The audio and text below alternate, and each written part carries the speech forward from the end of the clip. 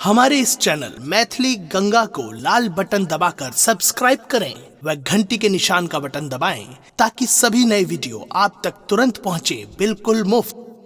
विधि ना कहे ना विधि लिख लेने बेजोर रे, विधि ना कहे ना विधि लिख लेने बेजोर रे, जहने किशोरी हमर जहने किशोरी हमर जहने किशोर रे, जहने किशोरी हमर जहने किशोर रे, जहने किशोरी हमर देहने किशोर रे, देहने किशोरी हमर।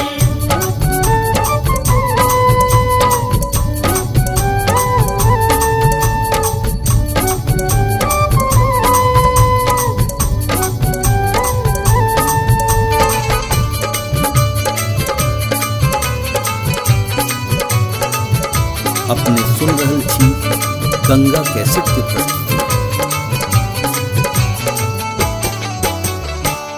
लाट घोंघरवा कारी माते मनी मोर रे, लाट घोंघरवा कारी माते मनी मोर रे, हमारा किशोरी जी के हमारा किशोरी जी के छाती चित चोर रे, हमारा किशोरी जी के छाती चित चोर रे, हमारा किशोरी जी के छाती चित चोर रे, हमरा किशोरी जी के।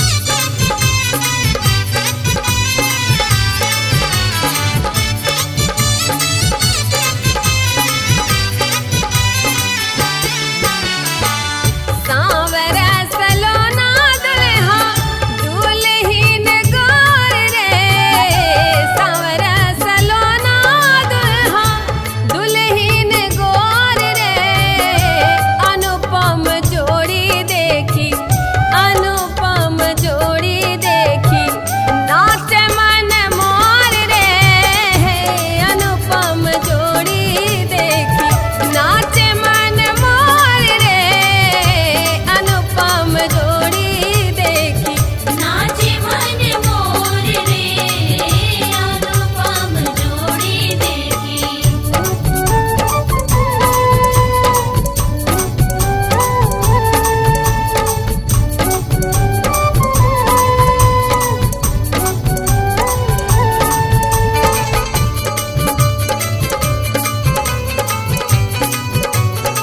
अपने सुन रहल छी गंगा कैसेट के प्रस्तुति।